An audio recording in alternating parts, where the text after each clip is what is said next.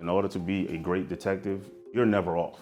Some consider NOPD Detective Chad Cockerham the hardest working officer on the force, pulling all-nighters even while on vacation and always on call to chase leads day or night. Every homicide, every shooting investigation, I respond to those investigations by sending out intelligence information to the officers, to the detectives, as well as the command staff. In 2024, his supervisor, Sergeant Gary LeCabe, pointed to 15 federal indictments and almost 100 state cases, saying, quote, "There's nobody, trust me, in this department right now sitting on that many arrests." You won't find no detective with those number of indictments. But now, an Inspector General report portrays Cockerham as the poster child for NOPD payroll fraud. City records show that in 2023, Cockerham was one of 16 rank-and-file officers with base salaries under $100,000 who used overtime to rake in more than $200,000 for the year. To be absolutely clear, you cannot get to those numbers without committing payroll fraud. NOPD watchdog and university professor Skip Gallagher has been collecting and analyzing NOPD timesheets for years.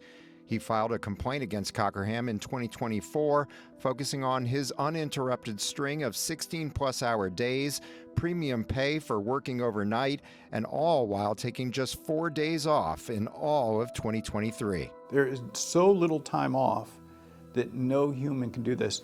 What do you say to people like Skip Gallagher who say that the amount of work that you're claiming is just superhuman? He doesn't understand that I do not have to be in the office to be working.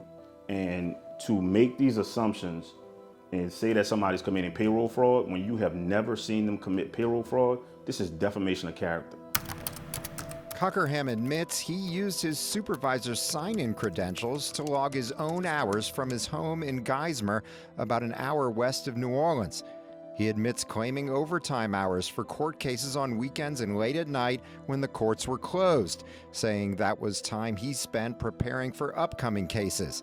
In 2024, an outside law firm hired by the city found Cockerham did not commit payroll fraud. Instead, it found NOPD officers' abuse of overtime is systemic. The Transcendent Law Group said that in their report, that you can't ask officers to work overtime, and now the officers are fulfilling the overtime hours, and now because they get a complaint, you want to crucify them. You just can't do that. But the investigation isn't over. This month, the Inspector General chimed in with a report focusing on an officer known to be Cockerham, using cell phone location data to show he was on vacation while claiming to work overtime. Cockerham admits he did, in fact, claim 16-hour shifts while traveling to away Saints games and during 2 family cruises to the Caribbean. I could be monitoring jail calls, I could be monitoring video visits from federal inmates. But again, a lot of stuff is dealing with typing and pushing getting together my presentations for federal court, for cases. And so when you got on the cruise ship at the dock in New Orleans, what did that involve? You just went straight to getting on the computer? Yes, so I immediately go straight to the room. My family obviously leaves out of the room. They go enjoy the festivities of dealing with the cruise. I immediately put my headphones on. I immediately start working. The IG report says he produced almost nothing on his work devices during that time. Cockerham says that's because he used his personal devices. As long as I have my laptop with me, as long as I have my Surface Pro or my iPad, I can work from wherever I'm at. And that has been explained through multiple supervisors. When I asked Cockerham about his assignment supporting a local SWAT operation, he talked about his work monitoring crime cameras at the New Orleans Real-Time Crime Center. When I go to the crime center, I am looking for narcotics violations, I'm looking for firearms violations. We are looking to basically do constitutional intelligence-based policing. So when I sit there, I basically call out information to the officers on the ground.